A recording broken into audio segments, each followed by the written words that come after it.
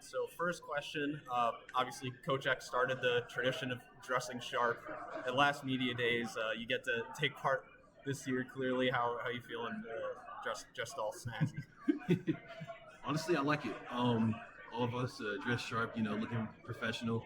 I like it. It's a good vibe for us. It's kind of how Coach Eck carries himself.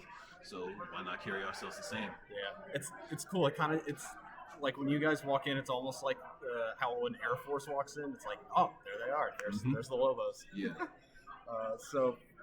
Next up, like pretty much everyone who joined New Mexico last season, you had no problem adjusting from the FCS to the FBS. Was there a specific moment during the season that you either made a big play or embarrassed an offensive lineman and felt like, oh yeah, I'm right where I belong? Oh, Michigan game. I wouldn't say I embarrassed somebody, but it's like just the feeling is like, oh, it's like this? Oh yeah, I'm here. It's like it just after honestly, it was after my first snap. It's like I really do belong here. It's like this is my spot. This is where I belong. This is where this is where I own. This is FBS. I'm here.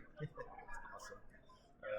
And with 14 returning starters across the roster, you guys are among the most well-tenured teams in the Mountain West this year.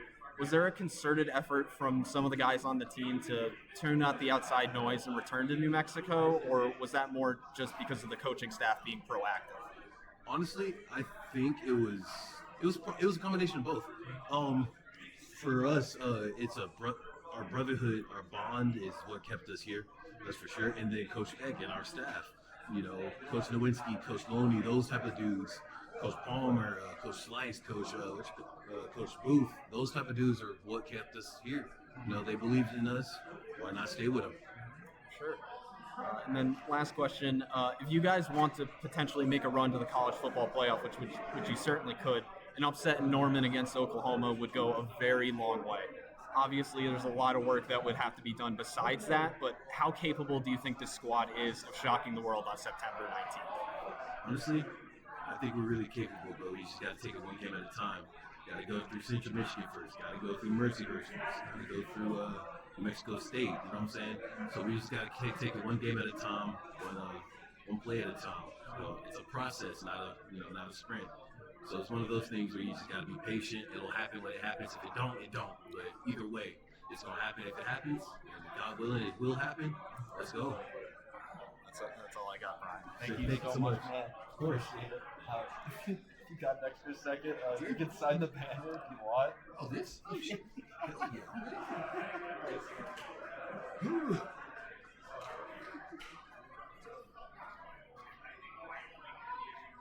Thanks, Absolutely. Appreciate you guys. Thank you so much, Jackson, for taking the time. Yeah. So first question, obviously this morning you were just named preseason Defensive Player of the Year after your co-Defensive Player of the Year honors last year.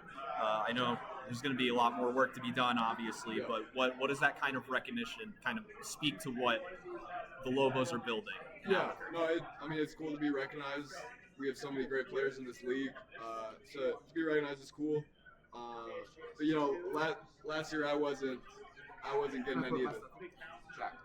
I'm also Jack. Last year I wasn't getting any of that recognition, or I wasn't picked to the preseason all-conference team. So you can't get caught up in that stuff. Ultimately, what decides those end of the year things is how your team does on the field. So that's where my focus is at, just winning games. But I do think it kind of adds to the excitement of that we're building here, and I think it's just a testament to all the great people we have in the program. For sure. Let's see. And so a year after your family's arrival in Albuquerque, the Lobos are a legitimate college football playoff candidate for the first time since the format's introduction. Why do you think this team can potentially climb that mountain? And what do you think this team learned from the handful of mistakes last year that can help you guys reach that goal? Yeah, I think what we learned from last year is that we can't get too caught up in that. We can't think too much about conference championship or going to the CFP, because ultimately we can't win that in week one. We can't win that right now. So we're just focused on going 1-0 each week. We got to take care of business. We learned last year we started 0-2 in conference. And although, we went on a run and ended up tying for first, we didn't control our own destiny, and we left it up to chance. So that's the big thing, is we got to show up every week. We can't let a tiebreaker decide it. We got to go do it ourselves. For sure. And then last question. One guy that's expected to make a major impact this year is safety Austin Brawley. He was magnificent in his 5 games last year and certainly has all Mountain West potential if he plays a full season. How has he looked so far through spring camp? He's been great. I think, that was a terrible thing that I had to go through. 'Cause he was going to be a huge piece for us.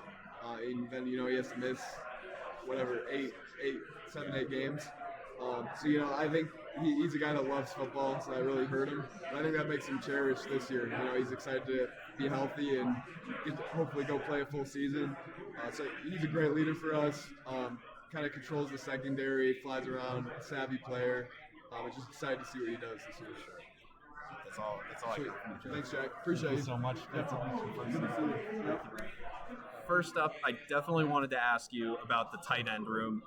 Dorian Thomas was the breakout last year, but Cade Keith is back in Albuquerque, and he had some of the biggest plays of the entire season last year. There's also Power 4 transfer additions, Joey Olsen and Trip Walsh, among a few other guys in that room.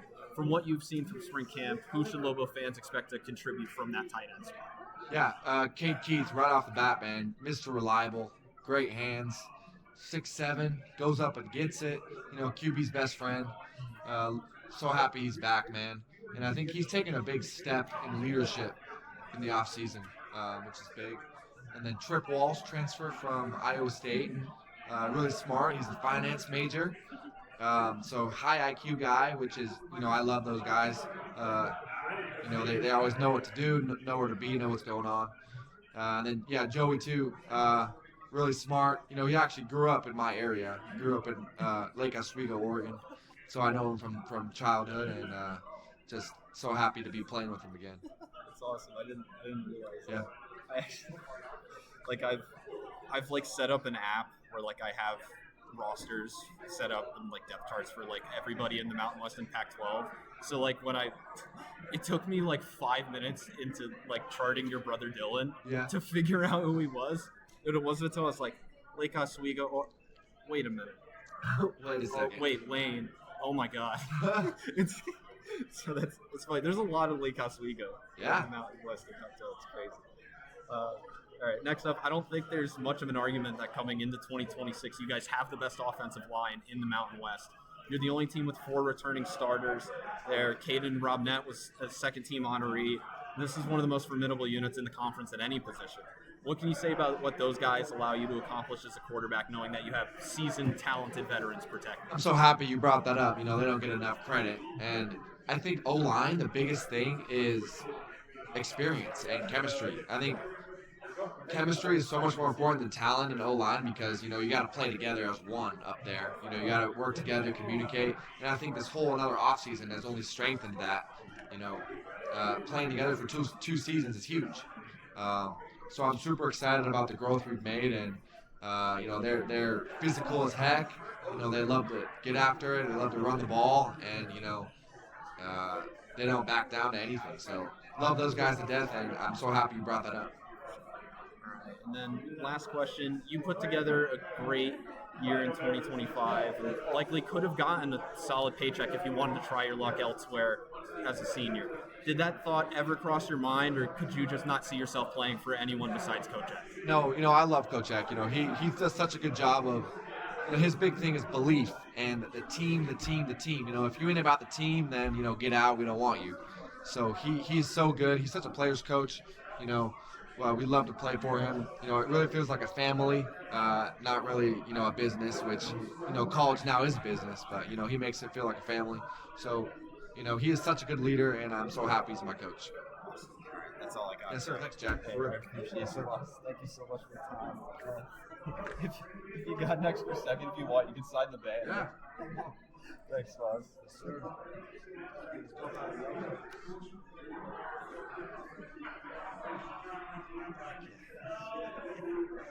Thanks, man. I appreciate it. Yes, sir. Good luck this season, brother.